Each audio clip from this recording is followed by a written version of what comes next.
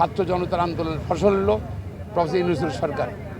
আমরা আশা করছি যে জাতি এই সরকারকে সমর্থন দিচ্ছে। আমরা বিএনপি সমর্থন দিই প্রফেসর ইউনূস সরকারকে, এবং আমরা চাই বিএনপি ৩১ দফা সংসদ কর্মসূচি দিয়েছে।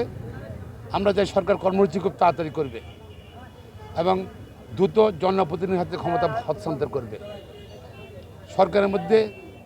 এবং আমলাতন্ত্রের মধ্যে এখনও কিছু আওয়ামী লীগ সরকারের কিছু লোক রয়ে গেছে, তারা ষড়যন্ত্র করছে নির্বাচনকে প্রলম্বিত করার জন্য, সরকার কর্মসূচি ধীরগতি চালানোর জন্য।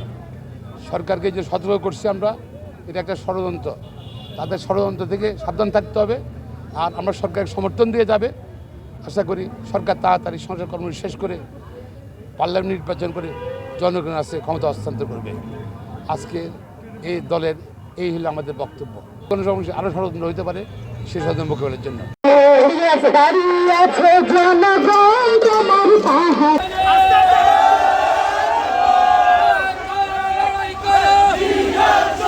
সোনামুড়ি উপজেলা বিএনপির সাবেক সাধারণ সম্পাদক, জেলা বিএনপির ছাত্র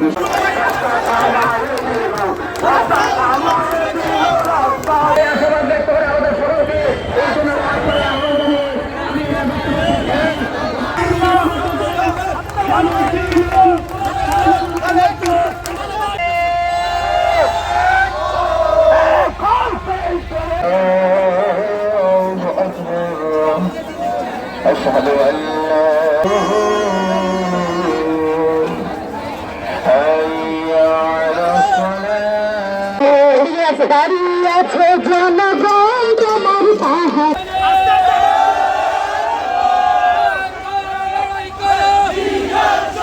সোনামুড়ি উপজেলা বিএনপির সাবেক সাধারণ সম্পাদক, জেলা বিএনপির ছাত্র